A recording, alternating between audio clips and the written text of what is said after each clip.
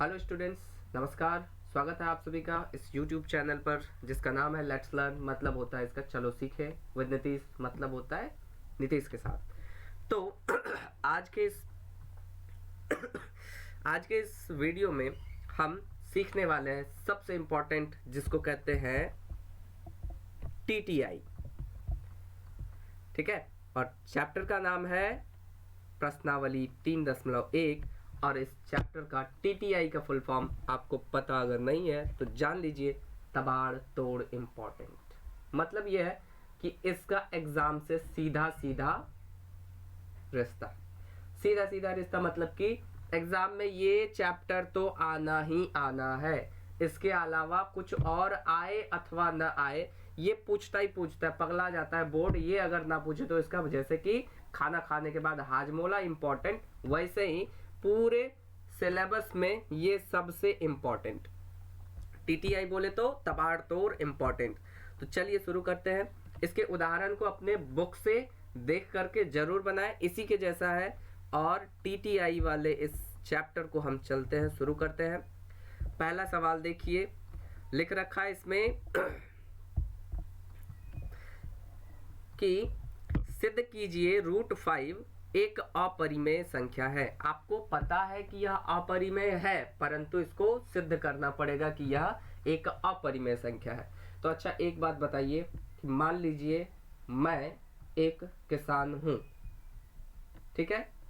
अगर मैं कुदाल अथवा खेती नहीं करता हूं तो मैं एक किसान कैसे कहलाऊंगा?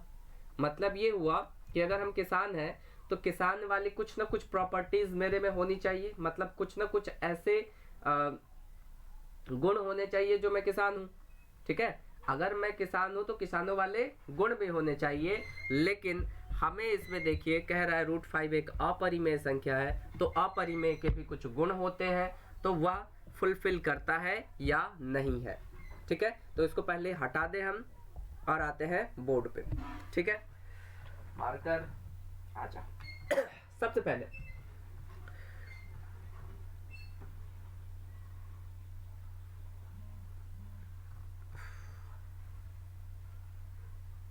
ये बड़ा खतरनाक सिचुएशन है।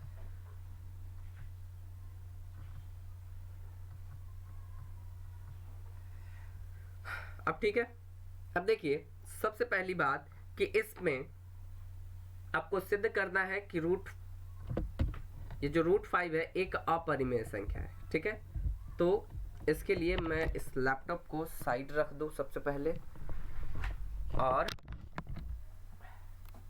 अपना कंफर्ट जोन ले लूं, क्योंकि ये थोड़ा सा बड़ा सवाल हो जाता है तो इसमें थोड़ा मेहनत तो करना पड़ता है। तो √5 को हमें सिद्ध करना है अपरिमेय, ठीक है। चूंकि ये एक परिमेय संख्या है इसलिए हम इसको अपरिमेय संख्या है इसलिए हम इसको मान लेते हैं, माना कि √5 एक परिमेय संख्या है।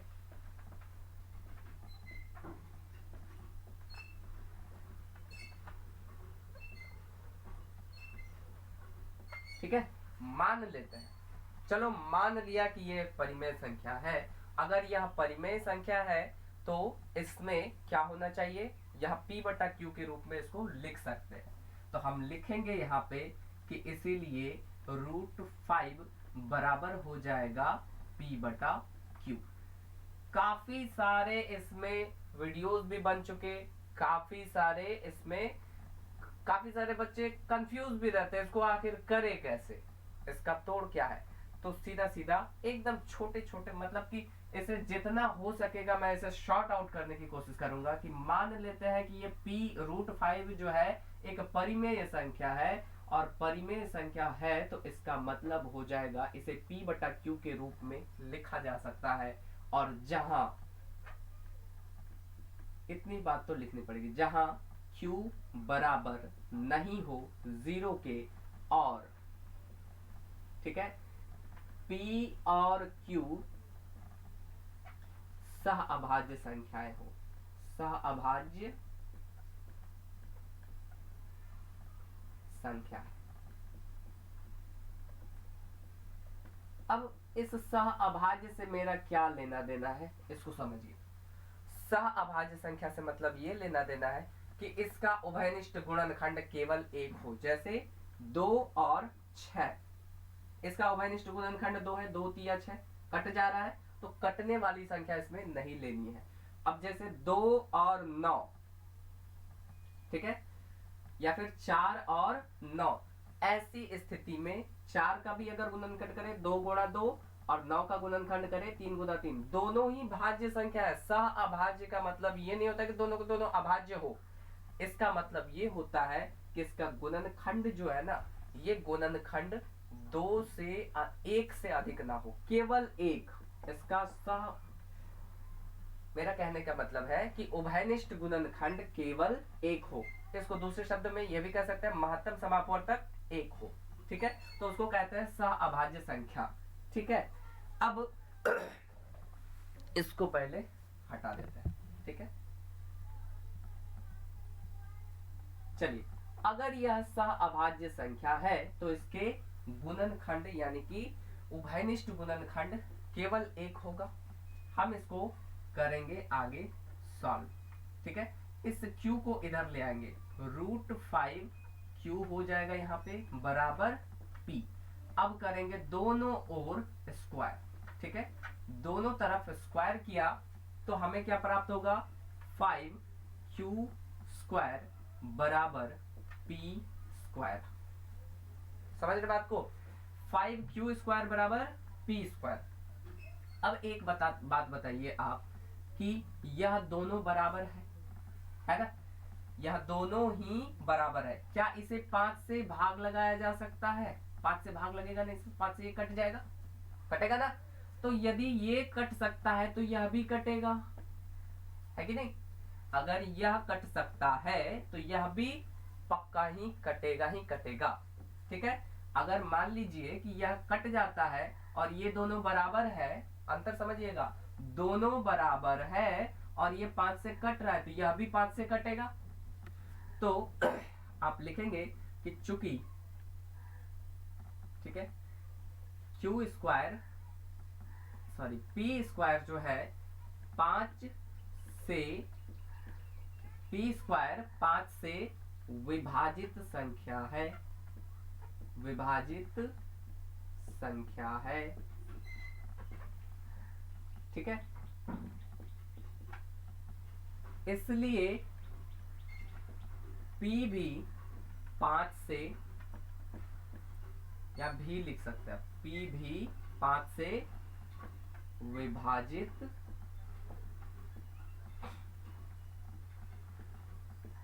होगी, ठीक है। तो इसको लिखने की आवश्यकता नहीं थी, ये वाला लाइन /5 आपको समझा के लिए किया था, ठीक है, ये लिखने की जरूरत नहीं थी। आप लिख भी दे तो भी कोई दिक्कत नहीं है, दोनों साइड अगर भाग लगाएंगे 5 से तो क्या दिक्कत है, बटे में लिख भी सकते हैं, /5 अगर कॉपी में लिख भी ले तो भी अच्छी बात है, कोई दिक्कत नहीं है इससे, ठीक है। p भी 5 से विभाजित होगी। अब एक बात बताइए कि 5 का स्क्वायर या फिर 15 का स्क्वायर 5 से विभाजित है तो पक्का है 15 भी 5 से विभाजित होगा ना, तो यही बातें इसमें कह रही है। चलिए, अब एक बात आप ये बताइए कि दूसरी ओर क्या करते हैं, अब हम मान लेते हैं, ठीक है, माना कि p बराबर, ठीक है, इसको हटा देते हैं, ठीक है, और इसको रखेंगे समीकरण 1, ठीक है, इसको रखेंगे समीकरण 1।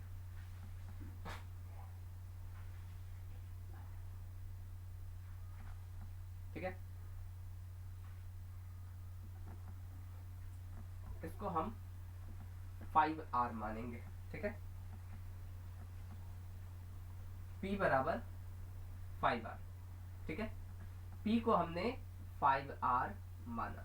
अब ऐसा क्यों किया पूछेंगे ना, क्योंकि हमें √5 को अपरिमेय सिद्ध करना है, इसलिए हम 5r लिए। √3 अगर रहता तो 5 की जगह पे यहाँ पे 3 हो जाता, ये जो 5 दिख रहा है आपको ये 3 बन जाता, और 2 अगर रहता √2 तो आप इसे 2r बना देते, ठीक है। p बराबर 5r। अब समीकरण एक में p का मान रखने पर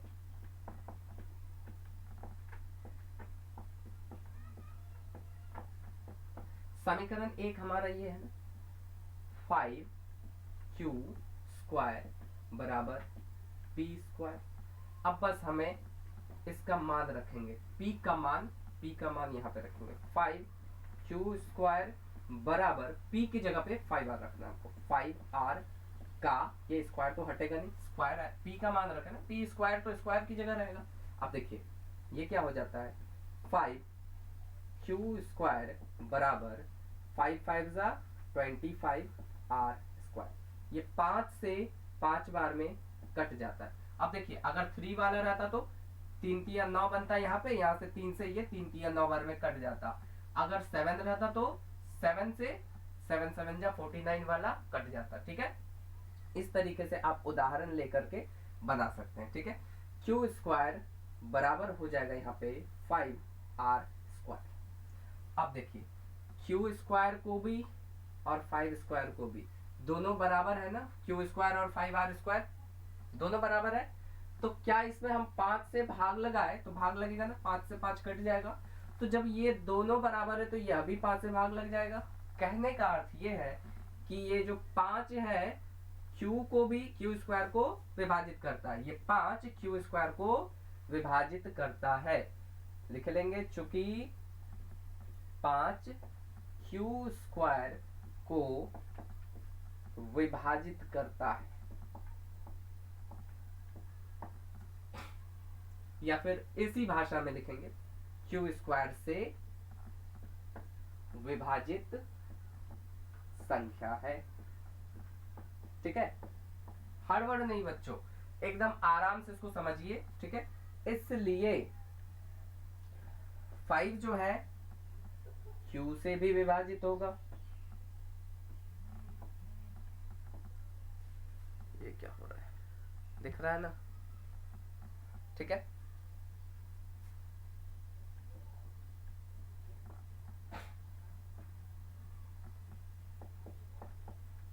ठीक है, जगह ना होने के कारण हम इधर अगली बात को इधर लिखेंगे। ठीक है, अब देखिए हमने जो माना था वो यहाँ था कि जहां पर q बराबर 0 ना हो और दूसरी बात सअभाज्य संख्या हो। सअभाज्य मतलब दोनों का कोई उभयनिष्ठ गुणनखंड ना हो। अब देखिए कि इस वाले कथन में क्या है कि 5 q से विभाजित है और p भी 5 से विभाजित है। उल्टा लिख दिया हमने, यहाँ पे उल्टा हो गया। q स्क्वायर जो है वो 5 से विभाजित है और इसलिए q भी 5 से विभाजित। ठीक है, q भी 5 से विभाजित होगी। अब देखिए ये कहता है कि सअभाज्य संख्या, हमने माना था क्या ये सअभाज्य संख्या है, लेकिन यहाँ पे 5 से भी विभाजित हो रहा है, ये p भी 5 से विभाजित हो रहा है और q भी 5 से विभाजित हो रहा है। मतलब ये कि ये सअभाज्य संख्या नहीं है। तो हम लिखेंगे कि उपरोक्त कथन से, उपरोक्त मतलब ऊपर जो कथन है इस कथन से विरोधाभास, नीचे वाली लाइन में लिखेंगे विरोधाभास होता है। अतः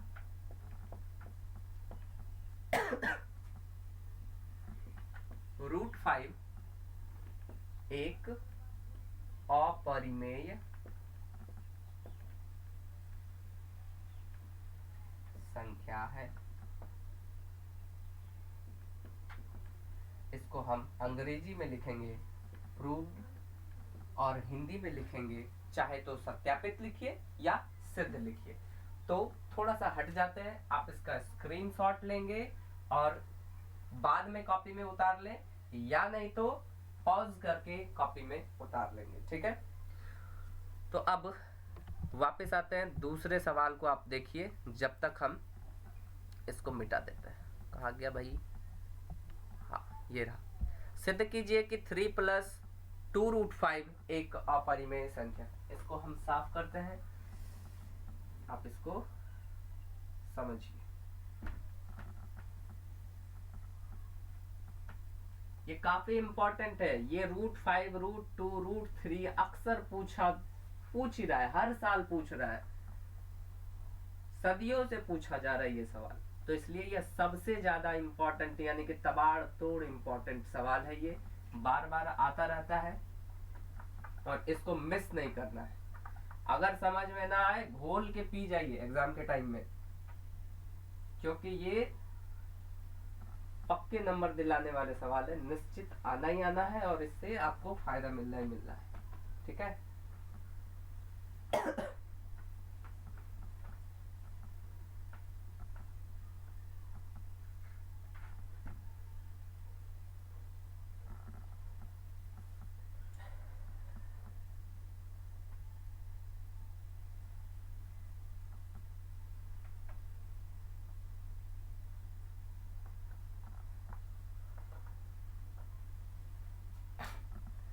लगता है आवाज में प्रॉब्लम हुई होगी क्योंकि लैपटॉप पीछे है, आवाज रिकॉर्ड। कोई बात नहीं, आपको सवाल देखना है, आवाज नहीं।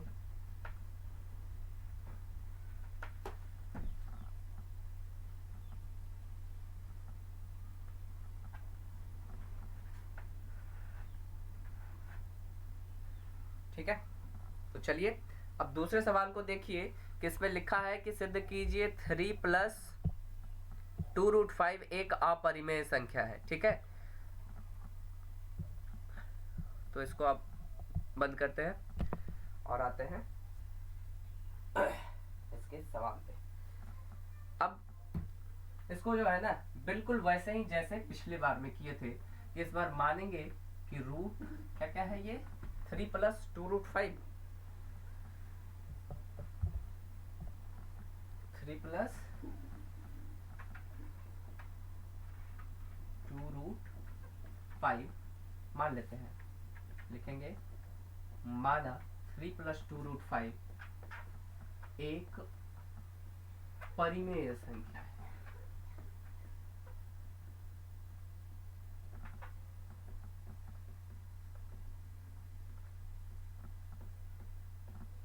ठीक है, 3 प्लस 2√5 एक परिमेय संख्या। पिछले साल के किसी शिफ्ट में आया था ये सवाल। ठीक है, तो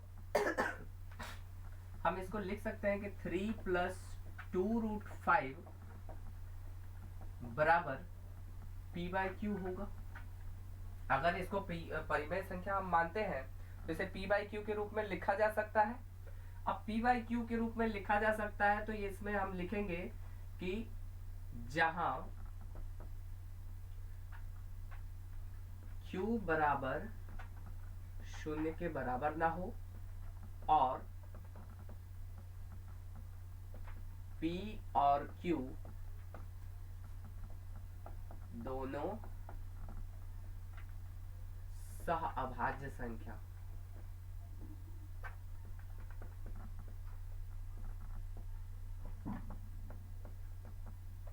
दोनों ही सह अभाज्य संख्या होनी चाहिए। ठीक है, दोनों सह अभाज्य संख्या होनी चाहिए। अब जो है हमें क्या करना है कि दिख रहा है ना सब क्लियर? चलिए, इससे ज्यादा क्लियरिटी नहीं दे पाएंगे बच्चों, कैमरा का लेंस तक खोल रखा है। चलिए,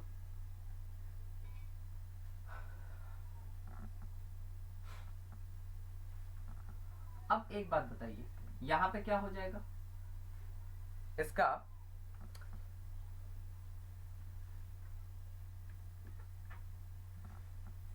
ठीक है, हम क्या करेंगे, इस 2√5 को 3 इधर प्लस में ना उस साइड लेके जाएंगे, p/q माइनस 2√5 कर देंगे। ठीक है, ठीक है ना, ये उल्टा हो गया, 2√5 को नहीं, इसको इधर ही रहने दीजिए, 2√5 को इधर ही, इस 3 को उधर भेजते हैं।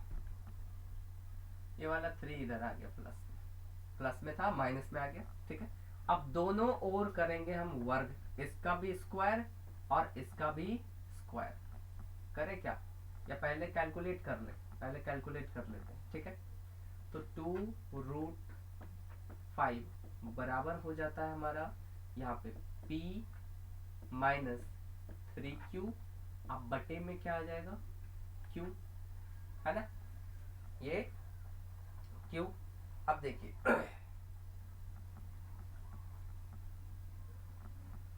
हाँ 2√5 p माइनस 3q हो गया। अब देखिए इसमें क्या होता है कि इन दोनों को देखिए कि p और q दोनों क्या है, पूर्णांक है। p भी पूर्णांक, q भी पूर्णांक, है ना। सहअभाज्य संख्या मतलब पूर्णांक है। अब इसका मान लीजिए अगर कोई वैल्यू हो 1 2 3 4 5 6 कुछ भी अगर वैल्यू हो तो ये क्या हो जाएगा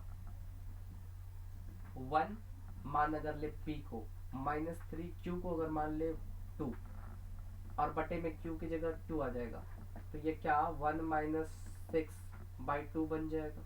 अगर मान ले तो मान लेते कि ये एक इसको हम बना दिए -5/2, ये तो p/q के रूप में आया, यह एक परिमेय संख्या है ना। अर्थात 2√5 ये एक परिमेय संख्या का रूप आ गया कि नहीं ये, तो अतः हम कह सकते हैं कि ये 2√5 भी एक परिमेय संख्या है ना। ठीक है, तो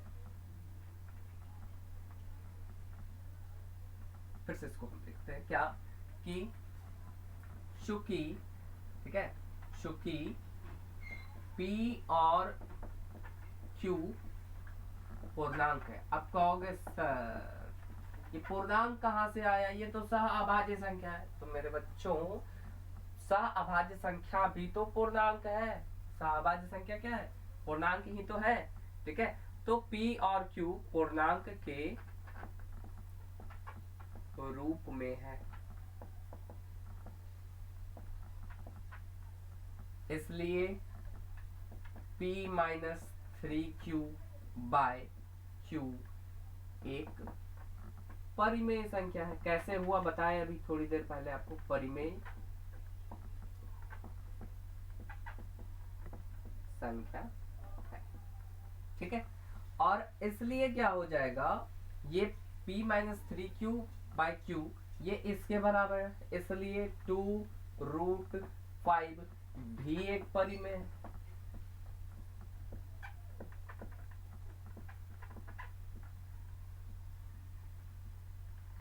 ठीक है। यह भी एक परिमेय संख्या होगी।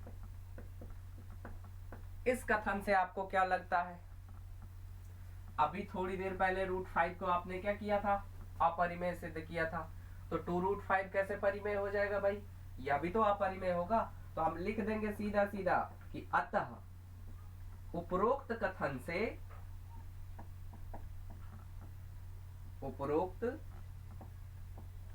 कथन से विरोधाभास उत्पन्न होता है।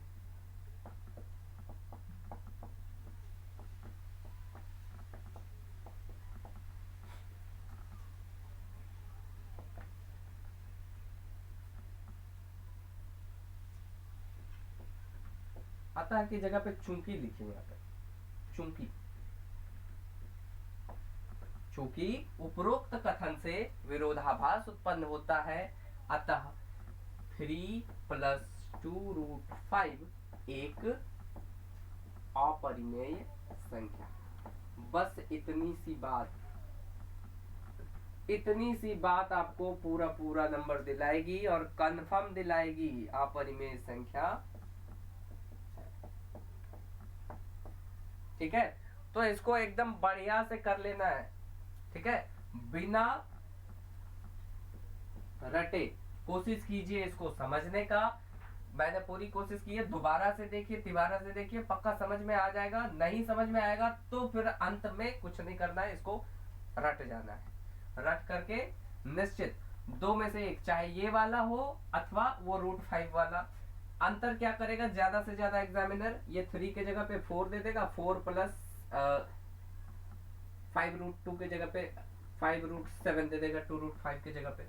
यही बदल सकता है, इसके अलावा कुछ नहीं बदलेगा, ठीक है, तो बस आपको इतना सा ध्यान रखना है कि इसी तरीके का सवाल आप कोशिश कीजिएगा अपनी कॉपी में दोबारा बनाने का, इस वाले को बनाने का कोशिश कीजिएगा कि ऐसे बनता है कि नहीं, ठीक है, इसी तरीके से न बनेगा, तरीका यही होगा, ठीक है। और इस तरीके से ये भी 2 नंबर भी खत्म हो जाता है। तो तीसरा नंबर आप देखिए, सवाल लगा देते हैं आपके लिए, और जब तक हम इसको साफ कर दे। तीसरा नंबर सवाल है और कहता है निम्नलिखित संख्याएं अपरिमेय है, इसको सिद्ध करना है। पूरा चैप्टर ही सिद्ध करते करते पार हो जाएगा। चलिए, कुछ चीजें तो हमको मिटानी पड़ेंगी, कुछ चीजों को नहीं भी मिटाएंगे तो चलेगा।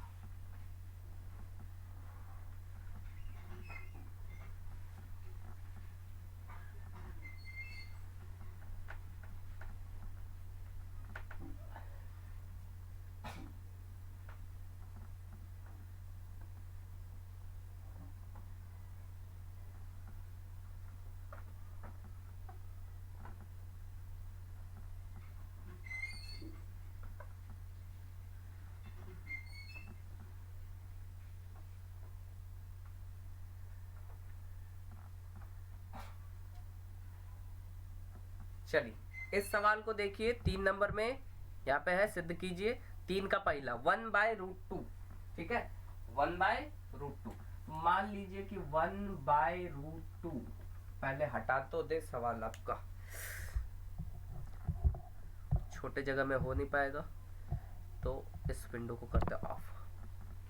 1/√2 एक अपरिमेय संख्या सिद्ध करनी है, तो इसलिए क्या हो जाएगा, इसलिए 1/√2 बराबर P/Q, ठीक है, ये हो जाएगा P/Q, जहां पे Q बराबर 0 ना हो, ठीक है, वही चीज है, और P और Q दोनों ही सह अभाज्य संख्या हो।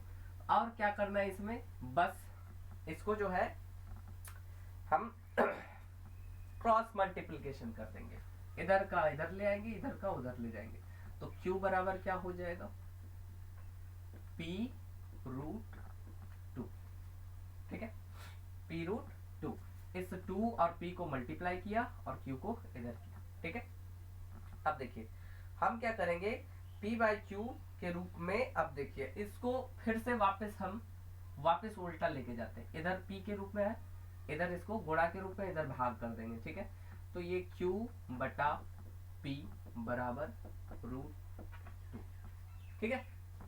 अब देखिए हमने क्या माना था कि यह एक सहअभाज्य संख्या है, सहअभाज्य संख्या मतलब यह एक पूर्णांक के रूप में है, ठीक है, 1/√2 बराबर P/Q है, और क्रॉस मल्टीप्लिकेशन करने के बाद इस Q को ठीक से लिखे, दूसरे वाले लाइन का है ये, ठीक है, ये क्या निकला कि Q बराबर P√2, और हमने इस P के साथ P को फिर गुणा में है, इधर आया तो भाग में, वापस इस साइड लेके आए, ठीक है, तो Q/P बराबर होता है √2, है ना। तो हम यहाँ पे देखते हैं कि चूंकि P और Q क्या है, सहअभाज्य संख्या, यानी कि पूर्णांक संख्या का रूप है, पूर्णांक संख्या का रूप है, ठीक है, इसलिए Q/P भी पूर्णांक संख्या का रूप होगा,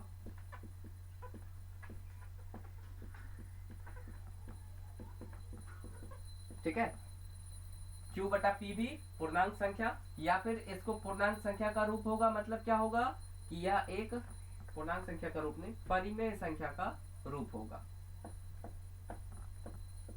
परिमेय संख्या का रूप होगा, अतः, ठीक है, परंतु यहाँ पे √2 क्या है, अपरिमेय संख्या है, तो हम सीधा सीधा कहेंगे उपरोक्त कथन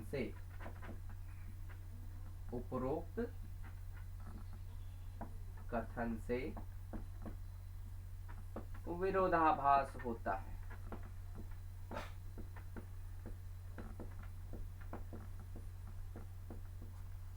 ठीक है, अतः 1/√2 एक अपरिमेय संख्या है।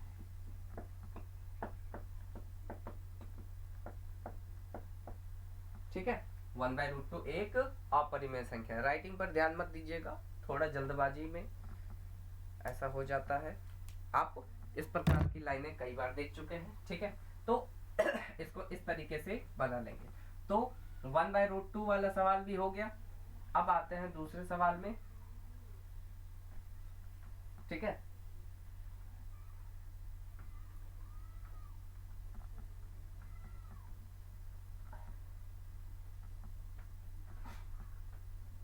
फिर से वही सारी बातें रिपीट करनी होगी, इसलिए हम सभी को नहीं मिटाते हैं। ठीक है, चलिए अगला वाला क्या है? अगला है 7√5। ठीक है, 7√5।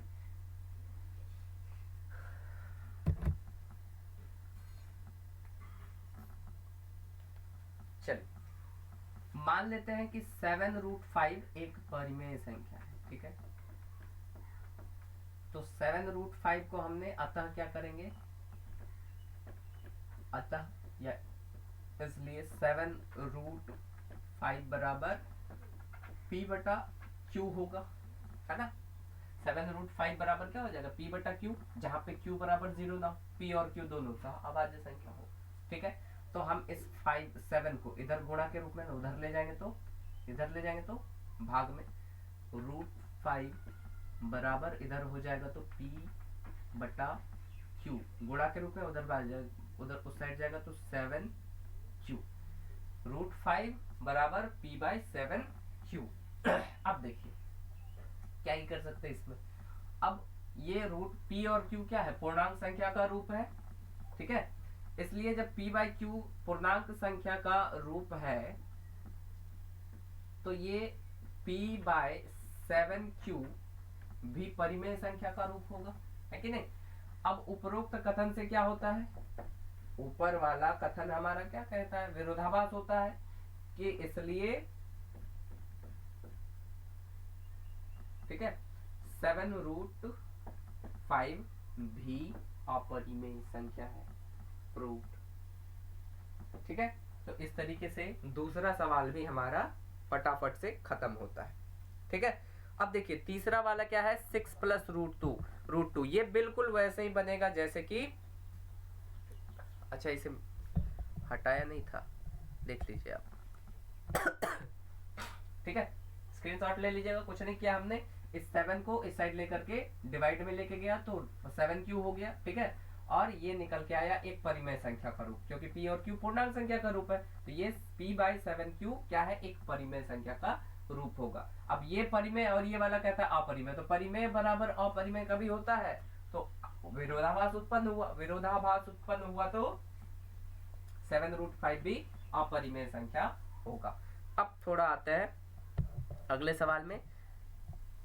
ठीक है, इसमें लिखा है कि ये 6, ठीक है, 6 + √2 एक अपरिमेय संख्या है, इसको सिद्ध करना है। ठीक है, तो इसको हम हटा दे पहले।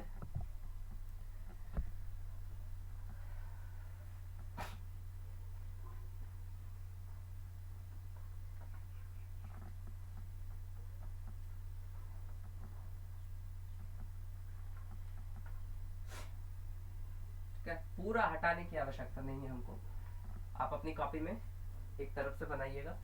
लिखा क्या? 6 + √2। 6 + √2 एक परिमेय संख्या है। अब देखिए अतः क्या हो जाएगा? 6 + √2 बराबर P/Q, फिर वही बात, और ये प्लस में उधर जाएगा तो माइनस में, √2 बराबर P/Q माइनस में 6, है ना। अब ये अगर पूर्णांक संख्या का रूप है, आगे हम कुछ नहीं करेंगे, बस यहीं पे खेल खत्म हो जाता है। ठीक है, P और Q पूर्णांक संख्या का रूप है, तो P/Q -6 भी परिमेय संख्या का रूप होगा। अब कुछ भी रख दे अगर इसके आगे, माइनस में आएगा प्लस में आएगा उससे मतलब नहीं है, लेकिन P/Q के रूप में आएगा और ये परिमेय संख्या का रूप होगा। और उपरोक्त कथन से क्या विरोधाभास उत्पन्न नहीं होता है? बिल्कुल होता है। अतः क्या हो जाएगा? 6 + √2 भी अपरिमेय संख्या है। बहुत आसान आसान था, बस आपको समझने की आवश्यकता थी। उम्मीद करते समझ में आया होगा। जय हिंद। और साथ ही साथ इस पर भी ध्यान देंगे, ना कहें तो भी करेंगे, बोल भी दिए तो कर लीजिएगा। ठीक है, थैंक यू, जय हिंद।